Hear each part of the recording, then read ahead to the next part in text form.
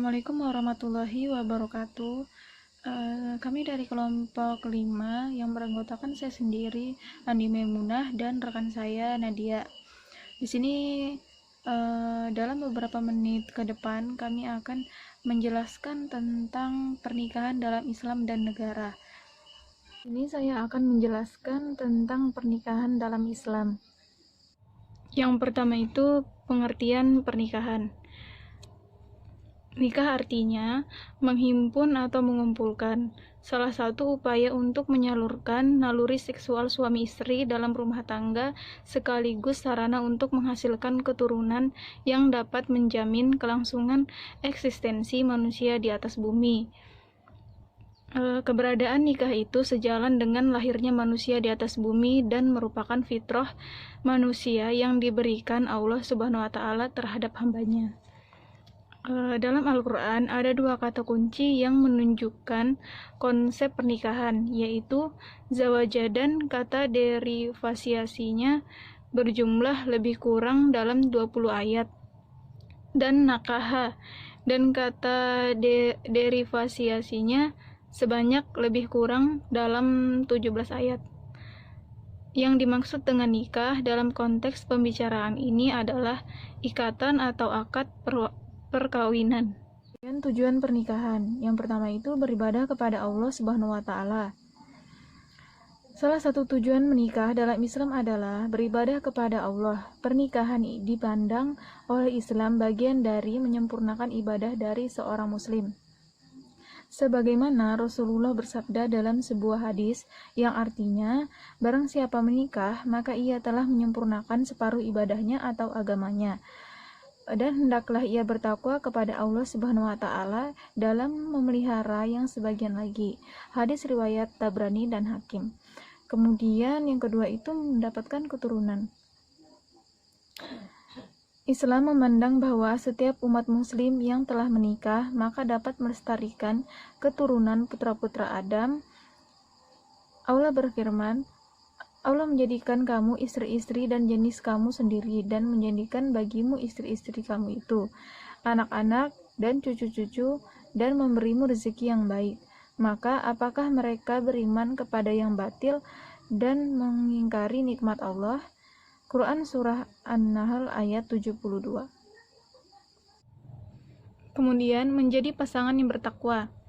Pernikahan mampu menciptakan insan bertakwa yang akan memperjuangkan nilai-nilai kebaikan bersama. Dalam Al-Quran terdapat doa yang menggambarkan setiap pasangan ingin memiliki keluarga yang diharapkan, yang artinya, ya Tuhan kami, anugerahkanlah kepada kami istri-istri kami dan keturunan kami sebagai penyenang hati, dan jadikanlah kami imam bagi orang-orang yang bertakwa. Quran Surah Al-Furqan ayat 74. Kemudian, membangun generasi beriman. Pasalnya, membangun rumah tangga Islam yang harmonis sudah turut serta membangun generasi muslim yang beriman agar tidak terjadi kepunahan.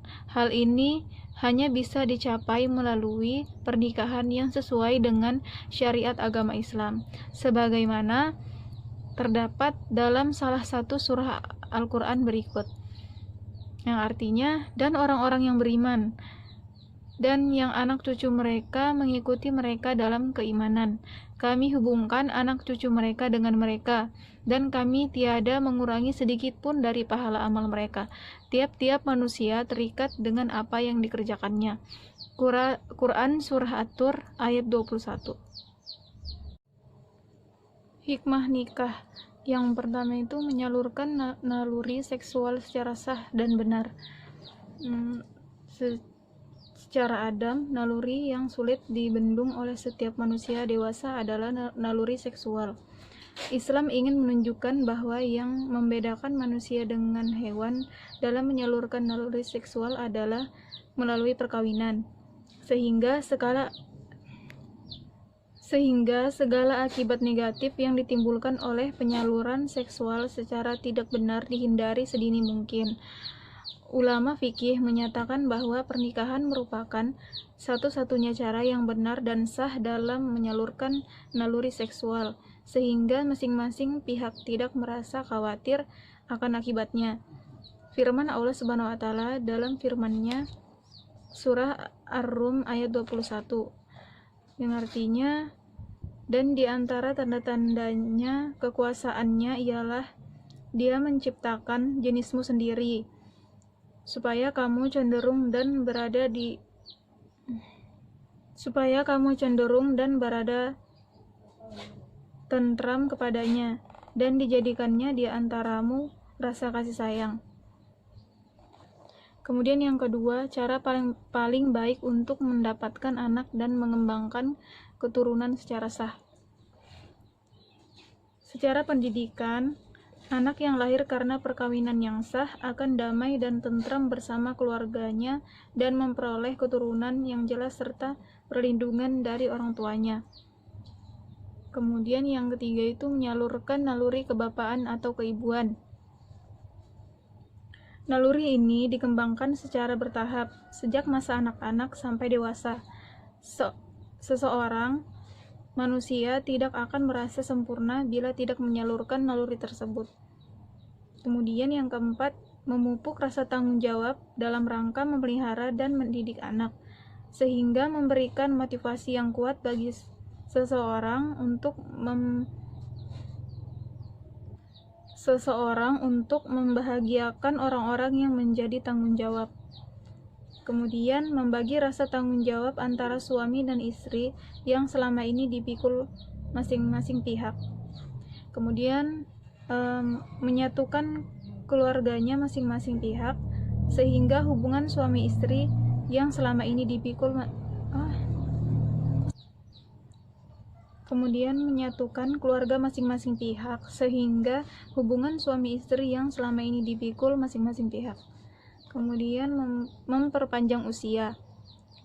Hasil penelitian masalah-masalah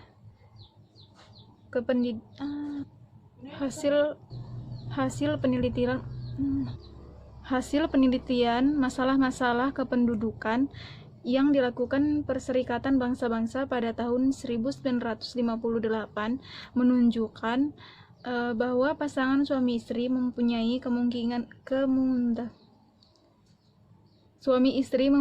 kemungkinan lebih panjang umurnya daripada orang-orang yang tidak menikah selama hidupnya. Kemudian syarat dan rukun nikah. Yang pertama itu batasan usia.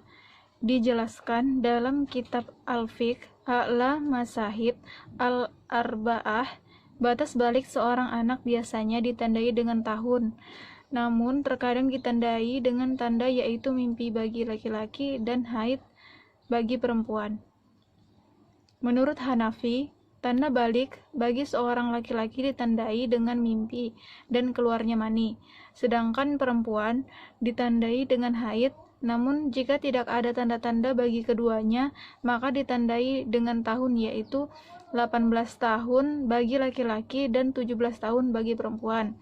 Kemudian menurut Imam Malik, balik ditandai dengan tanda keluarnya mani secara mutlak dalam kondisi menghayal atau sedang tertidur, atau ditandai dengan beberapa tumbuhnya rambut di anggota tubuh.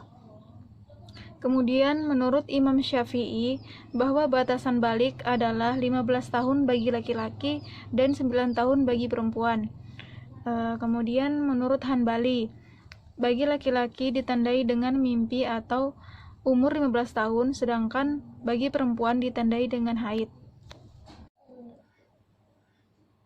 Salah satu ayat yang biasanya dikutip dan dijadikan sebagai dasar untuk menjelaskan tujuan pernikahan dalam Al-Quran adalah dan di antara tanda-tanda kekuasaannya ialah Dia menciptakan untukmu istri-istri dari jenismu sendiri, supaya kamu cenderung dan merasa tentram kepadanya, dan dijadikannya di antaramu rasa kasih sayang. As-Sayyid Sabiq di dalam hal ini berpendapat bahwa akad nikah merupakan ijab qabul yang memenuhi syarat-syarat sebagai berikut. Yang pertama itu, pihak yang melakukan akad itu memiliki kecakapan, yaitu berakal, balik, dan merdeka. Kemudian masing-masing memiliki wewenang yang penuh untuk melakukan akad. Qabul tidak boleh menyalahi ijab, kecuali kalau wali itu menguntungkan pihak yang berhijab. Kemudian hendaknya kedua belah pihak yang berakad berada dalam satu majelis dan saling memahami ucapan lawan. Para ahli hukum Islam sepakat bahwa akad nikah baru terjadi setelah dipenuhinya rukun-rukun dan syarat-syarat nikah, yaitu yang pertama, calon pengantin itu kedua-duanya sudah dewasa dan berakal atau akal balik. Kemudian harus ada wali bagi calon pengantin perempuan. Yang ketiga itu harus ada mahar atau mas kawin dari calon pengantin dan laki-laki yang diberikan setelah resmi menjadi suami istri kepada istrinya. Kemudian harus dihadiri sekurang-kurangnya 2 orang saksi yang adil dan laki-laki Islam merdeka. Kemudian harus ada upacara ijab qabul. Kemudian yang terakhir, sebagai tanda bahwa telah resmi terjadinya akad nikah, maka hendaknya diadakan walimah. Walimah itu bisa diartikan dengan seperti makan-makan dalam acara pernikahan tersebut. Walimah adalah acara makan-makan bersama-sama setelah akad nikah. Kemudian hukum nikah. Yang pertama, wajib. Wajib apabila seseorang telah mampu baik fisik maupun finansial.